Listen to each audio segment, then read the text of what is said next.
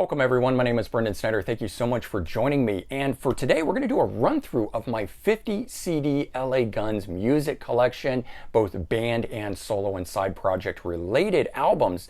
So the band LA Guns formed in 1983 by namesake Tracy Guns, and now they've been around for 38 long years, which is pretty great by any standard. And we all know the story that could have been if Tracy Guns had remained in Guns N' Roses, but of course he decided to form his own path, and he did that with the mighty LA Guns, so thank goodness for that. We got a great band out of it. But before we dive into all 50 of these CDs, if you're new to my channel and you haven't already hit the subscribe button, please click the button. Also leave a comment, hit like, all those things help support my channel. I would greatly appreciate it. And as an added bonus, if you subscribe, you'll be able to stay up to date on all that's going on in the world of music, just like this with the 50 CD music collection of LA Guns. And so how does that break down? LA Guns has 31 releases. Phil Lewis has 11 releases, and Tracy Guns 8, so all combined 50 there. I'm not focusing on any of the other members of the band, as these other guys don't really set the tone and sound of the band the way Phil Lewis and Tracy Guns do, but I am aware of all the different projects that Steve Riley was involved in before LA Guns, most notably of course Wasp, and you can see behind me there a Sweet Pain LP that features Kelly Nichols on bass. That was from 1985, and then of course it goes on to join LA Guns. So we're going to start with LA Guns now. We'll go chronologically through these, but we're going to start with two releases that came out years later, but the recorded material is pre LA Guns being signed. So we've got Paul Black's LA Guns, and these are demos that the band had recorded and stuff with their original vocalist Paul Black. This is a really great album, nice and dirty, came out in 2005, great quality on that. And another one, Hollywood Raw. This one features Phil Lewis though on it, and these are demos that were recorded right before, or maybe they had been signed and these were being recorded to figure out what they were doing for the album, but those two there. But now we move into the actual ones from when they were signed and that we all know and love. The self-titled debut from this is from '88, and then Cocked and Loaded that came out I believe in '89. Yep, 1989. This is probably my favorite of them, although it's a close tie with Hollywood Vampires. This one here, I love this one a lot. This one here is really cool. This one has the 3D glasses, and if you put those on and you look at the album cover, and of course it unfolds into a big poster, it is 3D. So that was kind of a cool thing about this one here. This one came out in 1991. This was a good one here. I like this. This is a Japanese release. This is Live Vampires, and it's got 7 live tracks, and then strangely the last track on here, Crystal Eyes, is a studio version, but they don't tell you that. So why it had 7 songs called Live Vampires, and then they throw a studio version of a song on at the end. I guess they were trying to push it at the time, but that was a Japanese only release. The band did put out an EP in 1992 called Cuts. It's got 5 cover songs on here. All really cool stuff though. I actually really like this. I wish they had made a full-length album. I find myself pulling this one out quite often. They just interpreted them really well. They came back with this one in 1994, much harder and heavier version of LA Guns. Phil Lewis is still with the band for this album here, their 4th one, which is Vicious Circle. Not a big fan of that one. There's key elements that I really like. One thing though that I really did like though was that Kelly Nichols took lead vocals on Nothing Better to Do, and I always really liked that. I wish he had done a bit more of that, but that was pretty cool there. So then we've got this here. While Phil Lewis was still in the group, they had recorded a bunch of additional cover songs. This one here, Hollywood Rehearsal, came out in 1997. Again, Japanese only release. Sound quality on that is a bit muffled. It's completely fine. It's just quieter. You have to turn it up a bit louder, but good tracks that are on that. This here, Hollywood A Go-Go, is a best of collection. Nothing unreleased on it. There is a live version of Sex Action on it that isn't on anything else, but I mean no unreleased studio tracks. 19 songs altogether on it. You will see that I've met these guys and gotten almost every CD in this collection signed. I'll get into a few stories of that in a little bit, but This is the only greatest hits that they have out, Japanese release, that is the actual original recorded material. Other greatest hits they've got, it's all been re-recorded. Then they came back with this. Only two remaining members, Steve Riley, Tracy Guns, American Hardcore. This is where they've got into almost the rap metal stuff. Very, very different than anything. You can see they even distinguished it by calling it the LA Guns, and that was the only time they ever did that. And thank goodness that was the only album that they did like that. At the time, I mean, I kind of dug it, and I was okay with the growth and whatnot, but just looking back at it, it was a bad move in my opinion. LA Guns Wasted. This is a, I guess it's a 6-song EP, and it features Ralph Sands on lead vocals. And if you notice this here, looks like the, might be hard to tell from the screen, but looks like the Van Halen logo, the striped guitar type thing. And that was because the lead vocalist, Ralph Sands, was in a Van Halen cover band, sounded a lot like David Lee Roth. So this one here, if you ever wanted to know what David Lee Roth would sound like fronting LA Guns, check out this one here called Wasted. Now next one, and they finally started to get it right in my opinion, Shrinking Violet, features Jizzy Pearl came in on lead vocals. And this one here was just back to that dirty, sleazy rock that we love from LA Guns.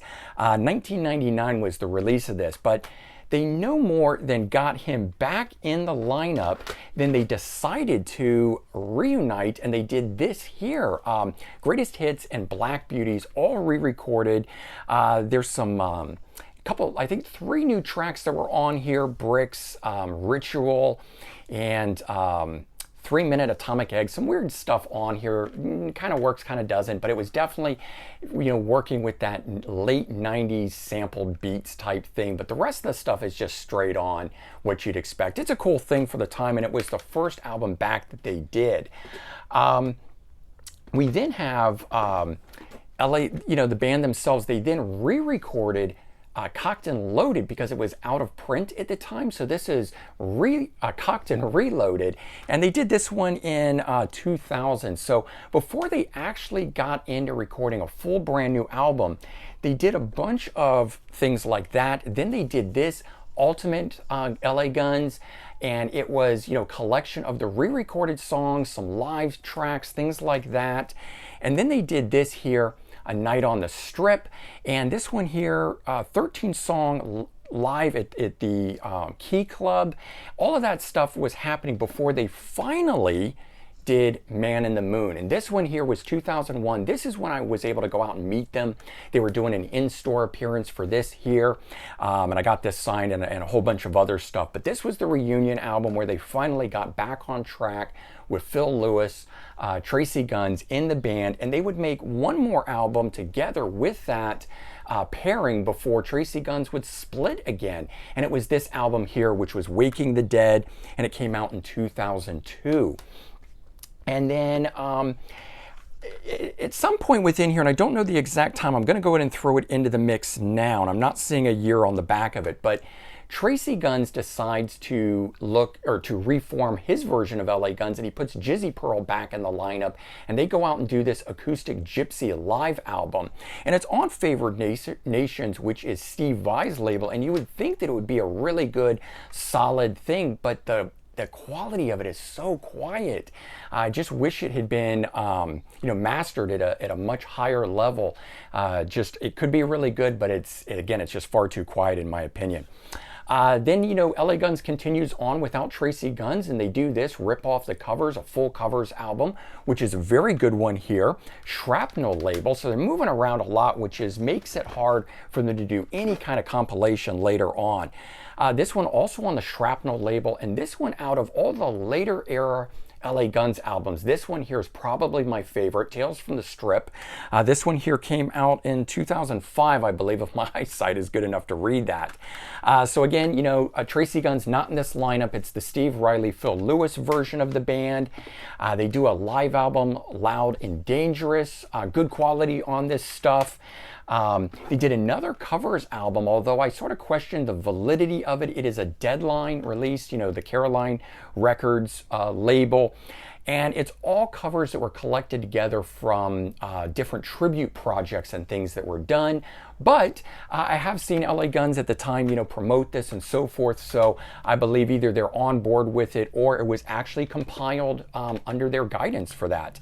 This came out here, Toronto 1990 live album that came out after the fact. Again, it's on deadline. The quality is very good on it, but sort of an unofficial release by the band. In fact, I believe the photo and stuff doesn't match up to the year. I know there was I was reading about it at the time, there was some issue with that.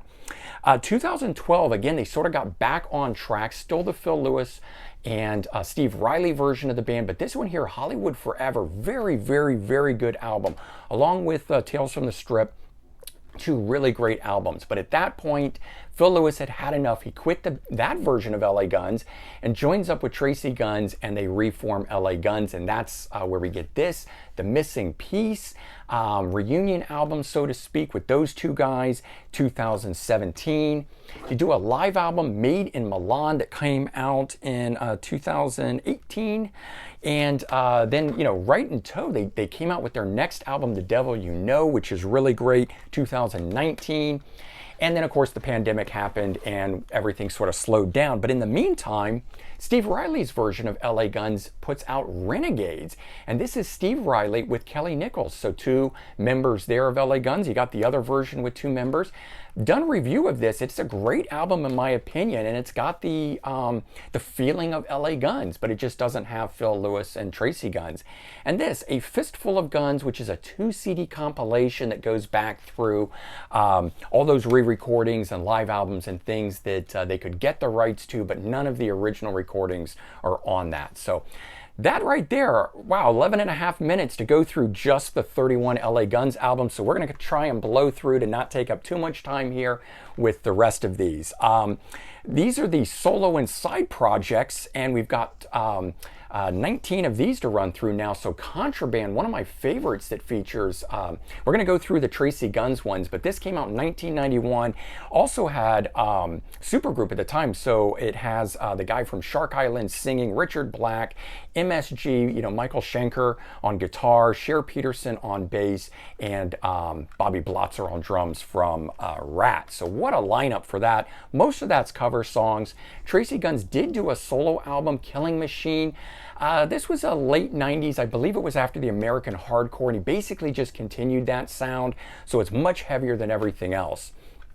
This is a cool thing. So Nikki Sixx forms Brides of Destruction with Tracy Guns. It's a cool little super group.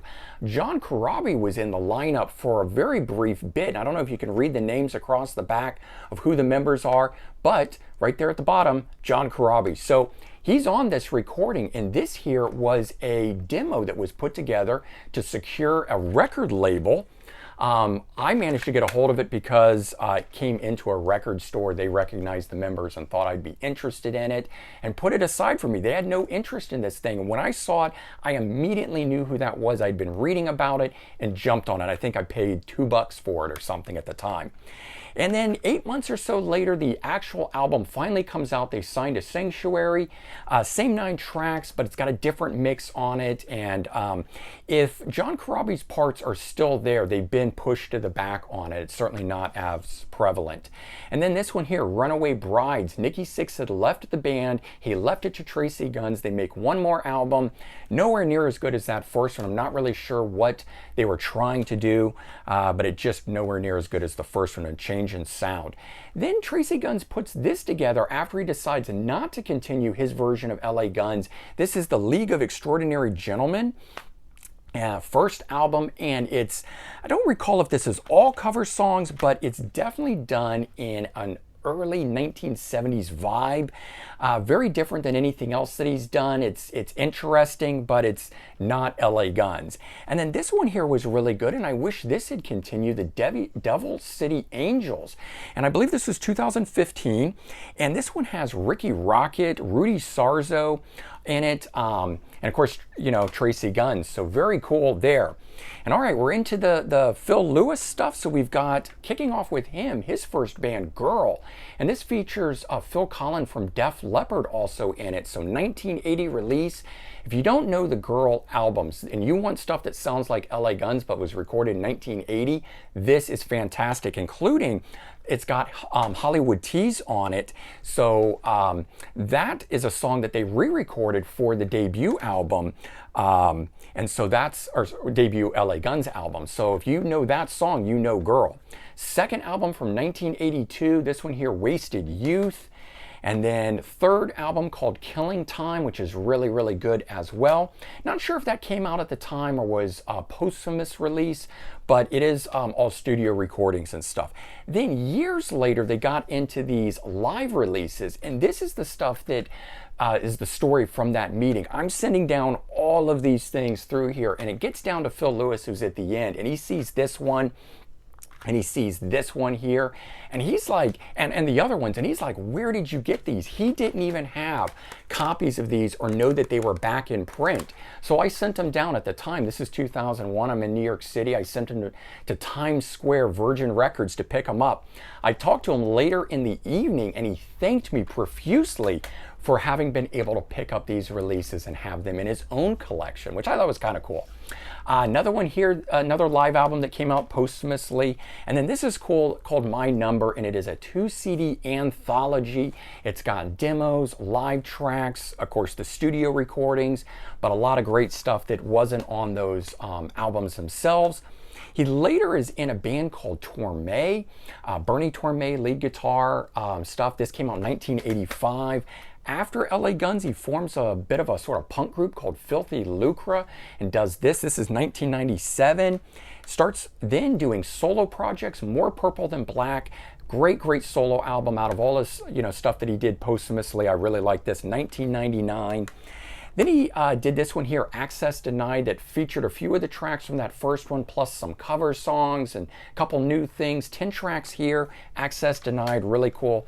And then this one's great, called Gypsy. This came out in 2005, and it's something he did on his website, direct, you know, sale only, and he gathered up stuff from throughout his entire career, not really officially licensed, but he figured, what the hey, you know, he can do it. So this is all original recordings of those tracks, and he covers his entire career on here. Very, very good stuff. And so there you go. That is a 50 CD collection, all LA Guns band and related project stuff. I hope you guys enjoyed it. Sorry this ran a little bit longer, just over 17.5 minutes, but I hope you guys enjoyed it. And if you did, please remember to comment, like, and subscribe. And if you stuck around this long and you liked it this much, perhaps you know somebody else that would enjoy it, please share the video out on social media. I would also appreciate that. All right, take care, everyone. Have a great day, and I'll talk to you all real soon. Bye, everyone.